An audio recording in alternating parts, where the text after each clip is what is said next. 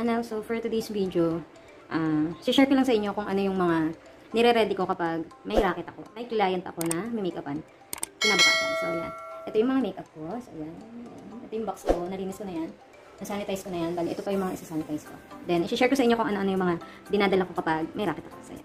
Bali, isa-sanitize ko na yung mga make-up kong iba. Yung iba nandoon na. So, nasanitize ko na sila. Kasi matagal din itong natago.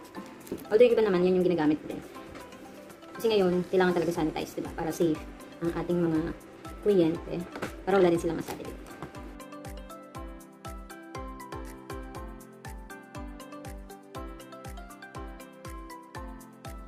Hindi na lang at matatapos ko na i-sanitize ang aking makeup.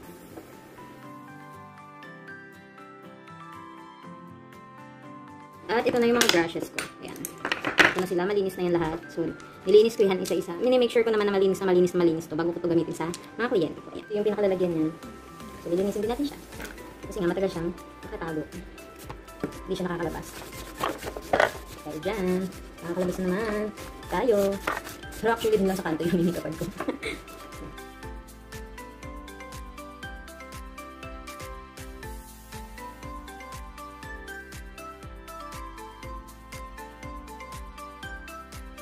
Kung gusto niyo palang makita kung ano yung ginagawa kong pag-makeup sa client ko. Meron akong isang video doon, yung birthday make. Limutan ko yung title. Yung birthday kasi ng kapitbahay namin, minikapan ko siya. So, yun. Debut niya yun.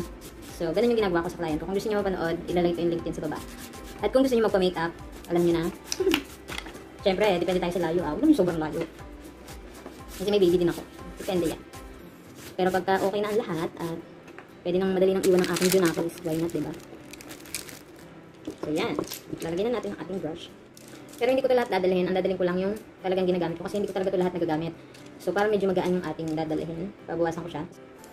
So, ito lang yung mga ginagamit ko. So, ito importante talaga ito kasi sa eyeshadow ito lahat. Yan. At ito. Yan.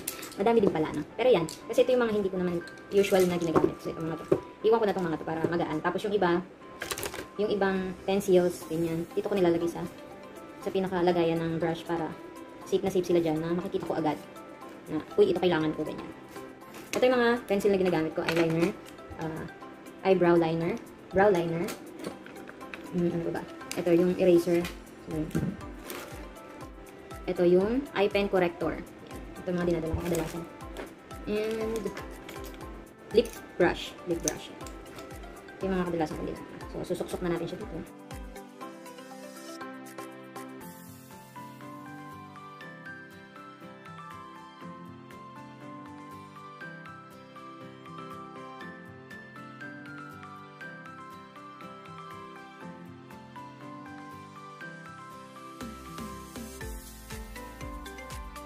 So, ayan. Tingin ko okay na to.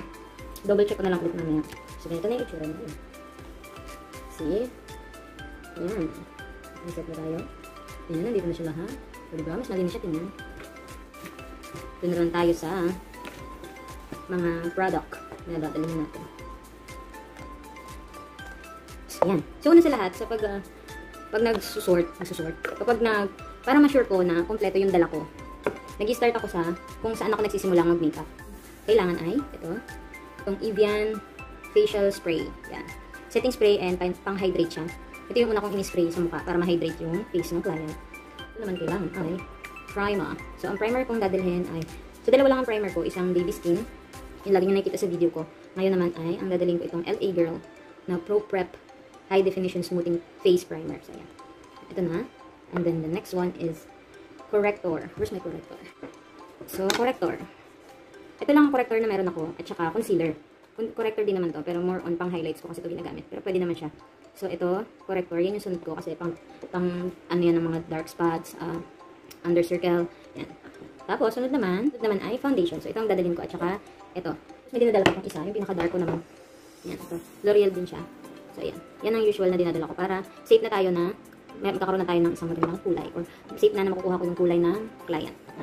Yung skin tone niya. Yan. So, yan. Yan ang foundation. Next naman ay concealer. Hindi pwedeng mawala ang concealer. So, ito na. Concealer. Then, after concealer, ay ang ating translucent powder. So, loose powder. Yung Fashion 21 ko.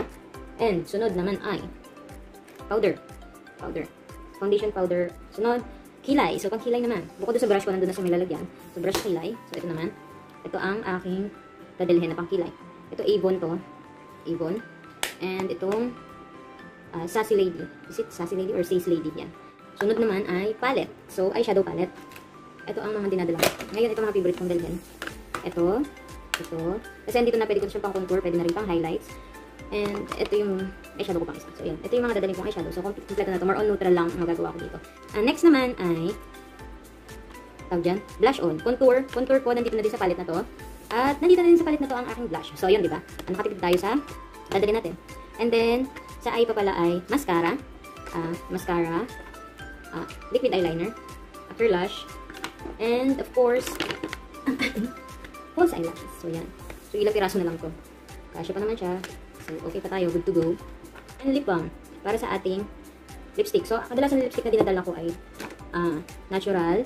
So, natural na color lang. More on natural lang lipstick ko kasi kadalasan, napakadalang na magiging kliyente ko na gusto yung red na red. Yan. So, ito lang naman yung mga kadalasan na dinadala ko. Yung glue, huwag mong kalimutan yung glue kasi hindi mo may didikit yung eyelashes kapag walang glue. At, syempre, hindi mawawala ang sponge, beauty blender. So, yan. Dadala ko ng 3 para sure. And then, ito.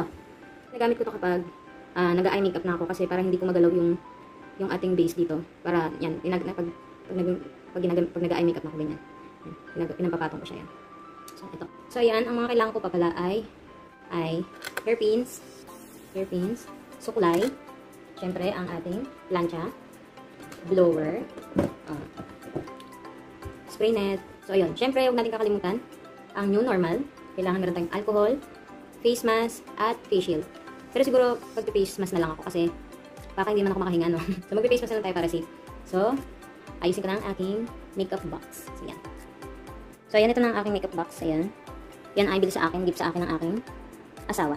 So, ayan. Hindi ako magkakaroon ng ganyan, hindi niya ako regaluhan. Pangarap ko lang yan dati, pero meron ako ngayon. So, ayan.